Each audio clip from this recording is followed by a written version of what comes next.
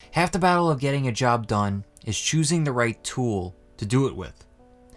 In regards to audio, choosing the right microphone to record your audio will determine if the audio is going to be at its highest potential and its highest production value. So in this video, I'm going to be helping you make that choice of which microphone you need for your production. And more specifically, we will be talking about shotgun microphones, small diaphragm pencil condenser microphones, where they're strongest, where they're weakest, and what choice you need to make with the scenarios that you're put in your production.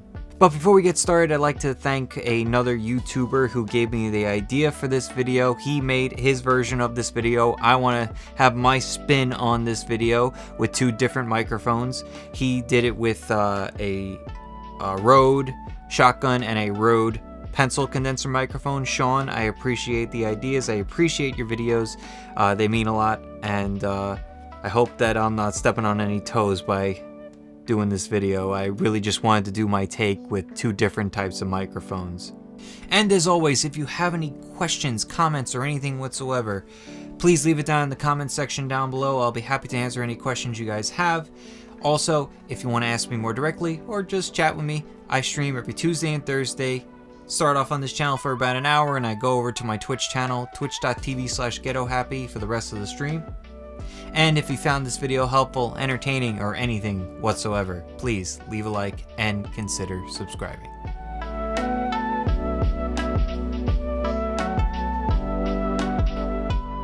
So first off, we're going to talk about the similarities between these two microphones. And there are plenty of differences that I'll get into in a little bit, but first off, they are both condenser microphones. If you saw my condenser microphone video, I went into 3 different styles of condenser microphones, these being 2 of them, a shotgun and a small diaphragm. There's also a large, so if you are interested in finding out what's inside a condenser microphone, go check that one out after this. The other thing that they share is they both need phantom power. Obviously, every condenser microphone needs phantom power to run. Some other things are they can be directional. I mean, a shotgun is a directional microphone. A small diaphragm or pencil condenser microphone can be, depending on what type of puller pattern it has. The Oktava here has a hypercardioid, which we're recording into right now, a cardioid, and an omnidirectional. That's a tough one. So they're not as directional, but they are considered directional depending on your polar pattern that you have. The last similarity they have is that they're both used on boom poles in film production. So depending on where you are, what type of room you're in, and the surrounding area, it will determine which one you use. The shotgun microphone is notoriously known for being used outside and in treated rooms and areas where you don't have as much reverb off the walls that could mess up the audio. The reason for this, and what Sean talked about, you have a thing called phase delay, which is the double-edged sword that shotgun microphones have. It's a double-edged sword because it's good in the fact that if you're outside or in a treated room, anything that is not a part of what you're capturing in front of it gets phased out by that tube. The capsule is at the base of it, with that tube leading up to it. The issue with the phase delay on the other side of that double-edged sword is the fact that if you're in a reflective room, if you have flat surfaces or an echo, that same sound that you're trying to capture is coming back at the microphone and being phased out. And that's where small diaphragm condenser microphones, or better known as pencil condenser microphones, come into play. These pencil condenser microphones are really good at picking up a lot of detail.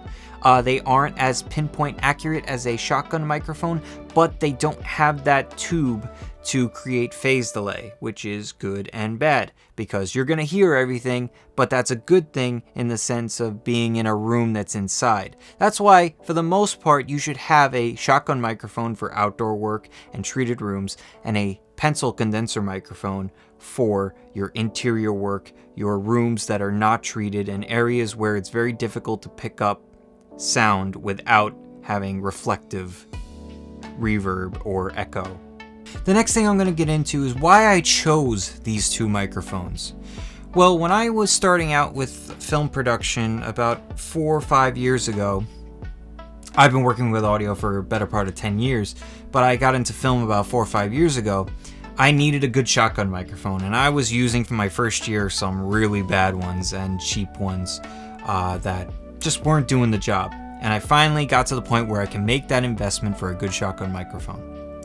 I've said this in my shotgun microphone video. I've said this in my Sennheiser MKH 416 video, and the reason why I landed on this Sennheiser is because I did a ton of research. I looked at the polar patterns, the polar pattern on it, the very supercardioid or hyper, depending on who you talk to.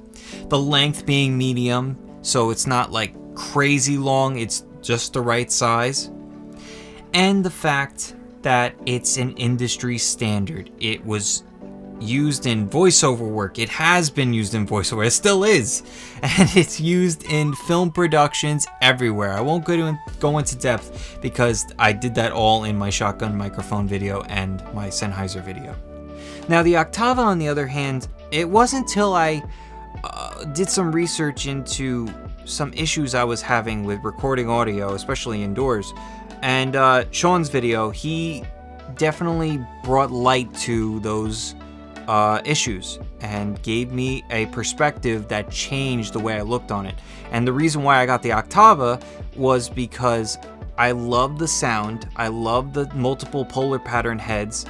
The fact that it's made in Russia is pretty cool too. And I can't really say many bad things about it. I'm very happy with it. There are tons of other options, but this one seemed to be the one that I feel I'm going to get the most value out of. So the last thing I want to do is give you some examples of the pros and cons of these microphones. And we're going to be going into different settings and going into different rooms, different types of places, and I will be putting it up in the corner of the details of each room, and I'll be talking to you about the details just to give you just a real world application. There are plenty of times where you're in a shoot and you're in filming and they're like, oh, we're changing scenes, we're going into the bathroom to shoot a scene, and you're like, this room is very reflective, and you get that flange effect, and you're like, yeah, I need to switch my microphone. And if someone gives you a hard time, tell them this is an issue, this could be a problem. And if you explain to them, it will sound a lot better. By using the proper microphone, they will understand. At least they should. Alright, now you're going to see a big difference in audio quality, and also the probably one and only time you're going to see me record in a bathroom. And if you've ever recorded or filmed anything in a bathroom, you know that it sucks. So what you're noticing here is a lot of reflection off the walls and reflection off the door and just reflections all over the place. And this is where the Oktava is going to be stronger. The reflections are really going to screw with the phase delay on the shotgun, and we're switching back and forth so you guys understand what the difference is, and you're really hearing it, that echo there. And this is a very small room. If you were to say, I would say about like 8 by 4 is the room, so take that for example. And if you start clapping, so like if I was to, you see the mics here, about 1.5 feet, 2 feet away, and you have a lot of reflection off the walls. That's your example of how you're going to deal with these audio scenarios. So now we're in a kitchen setting where there are a lot of reflective walls. There's plenty of stuff in the room, but a lot of those surfaces are flat, like cabinets, the refrigerator, the walls, especially this glass door right behind me, which is very reflective and could affect the shotgun microphone immensely with that phase delay. And with the cardioid head on the Oktava, it should be a little bit more